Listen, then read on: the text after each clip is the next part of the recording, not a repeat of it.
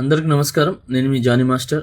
విజయవాడలో వరదలతో చాలా ఘోరం జరిగిందండి. ప్రతి ఇంట్లో ఒక్కటే బాధ ఏందంటే, ఒక హాఫ్ అన్ అవర్‌లో ఎలా జరిగిపోయిందనే ఒక ఒక షాక్‌లో ఉన్నారు అందరూ. అందరికీ ఈ వీడియో ద్వారా నేను చెప్పడానికి వచ్చింది మెయిన్ ముందేందంటే, మీరందరూ అక్కడికి వీలు చూసుకొని, ఎంత టైం దొరికితే అంత వీలు చూసుకొని, వాళ్ళ దగ్గరికి ఎళ్లి, ఇంటింటికెళ్ళి పలకరించి మేమున్నాం అని చెప్పి ధైర్యం ఇచ్చిరండి. మీకు తోచిన సహాయం ఏదైనా చేస్తే చేసి రండి. అంటే ఇప్పుడు దాకా ఒక ఎత్తండి ఇది. ఇప్పుడు ఏదైతే నీళ్ళొచ్చినాయో, నీళ్ళొచ్చి వరదలొచ్చింది. ఈరోజు రేపు పోతది. తర్వాత వచ్చే నష్టం చాలా పెద్దది. అదేంటనంటే జబ్బులు స్టార్ట్ అవుతాయి. సో ఈ జబ్బులు స్టార్ట్ అయిపోయినప్పుడు జాగ్రత్తగా ఉండాలి మనం.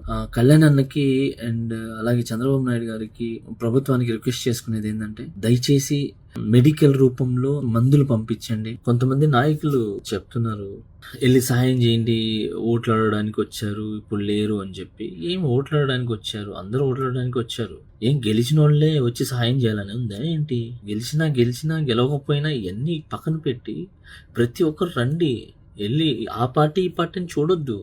ఇలాంటి సమయంలో మానవత్వం చాటించుకోండి. అంతేగాని ఆ పార్టీ ఈ పార్టీ మేమే వెళ్ళాలి, మీరు గెలిచారు కదా మీరేం చేస్తున్నారు? గెలిచినప్పుడు పైన హెలికాప్టర్ నుంచి పోయి హాయ్ హాయ్ అని చెప్పి మేమున్నాం అని చెప్పి పైన చెప్పటం కాదు, దిగాలి. చంద్రబాబు నాయుడు గారు దిగారు, ప్రమాదం జరిగింది, జనాలందరూ ఇబ్బంది పడుతున్నారు అని చెప్పి ఆయన అక్కడికి వెళ్ళి అక్కడే కూర్చొని పెద్ద పెద్ద ఆఫీసర్లందరిని కూడా, ఇది అసలు ఆఫీసర్లు అనేది కలవడం అనేది కొంచెం కష్టం ఉంటుంది వేరే వాళ్ళు. అలాంటిది రోడ్డు మీద ఒక్కొక్క పోలీస్ ఆఫీసర్, నిజంగా హ్యాట్స్ ఆఫ్ పోలీస్ ఆఫీసర్స్ అందరికి, డిపార్ట్మెంట్కి హ్యాట్స్ ఆఫ్ డిపార్ట్మెంట్కి. నేను ఏ ఇంట్లోకి పోయినా కూడా ఫుడ్ వస్తుంది, అన్ని టైంకి వస్తున్నాయని చెప్తున్నారు, నీళ్ళు ఇస్తున్నారు, అన్నీ వస్తున్నాయని చెప్తున్నారు. కానీ కొన్ని లోపల లోతుగా ఉన్న ఇళ్ళల్లో అక్కడ మాత్రం వాటర్ కానీ ఫుడ్ కానీ ఉండదు. ఎందుకంటే లోపలికి వెళ్తే లాగేసుకుంటున్నాయి, పైనుంచి ఇవ్వాలి. సో ఆ పైనుంచి కూడా అందజేస్తున్నారు. చుట్టూ వాటర్ ఉండి కూడా నీళ్లు తాగలేని పరిస్థితుల్లో ఉన్న ఏదైతే ఇల్లులు ఉన్నాయో ఆ ఇల్లులకి పైనుంచి వాటర్ అందజేస్తున్నారు, ఫుడ్ అందజేస్తున్నారు. సో అక్కడైతే మొత్తానికి చంద్రబాబు నాయుడు గారు కానీ ఆ టీం కానీ మొత్తం పని చేస్తున్నారండి నీట్గా. మ్యాక్స్ వాళ్ళకున్న శక్తితో వాళ్ళు సాయం చేస్తున్నారు. ఇది ప్రకృతి వైపరీత్యం అండి. ఇది ప్రకృతి చేసిన దానికి మనం ఏం చెప్తామండి చెప్పండి? ఆ గాడ్ని ప్రేయర్ చేయటం తప్ప మనం ఏం చేయలేము. ఇవన్నీ ఎందుకు వచ్చినాయి అంటారు? మనుషులు చేసినట్టు. మనుషులు కాదు, మనుషులు చేసినవి ఉన్నాయి. ఏం తెలుసా? ఇసుక నదుల్లో లేకుండా అక్రమంగా డబ్బుల గురించో కమిషన్ల గురించో అక్కడి నుంచి రవాణా చేశారు.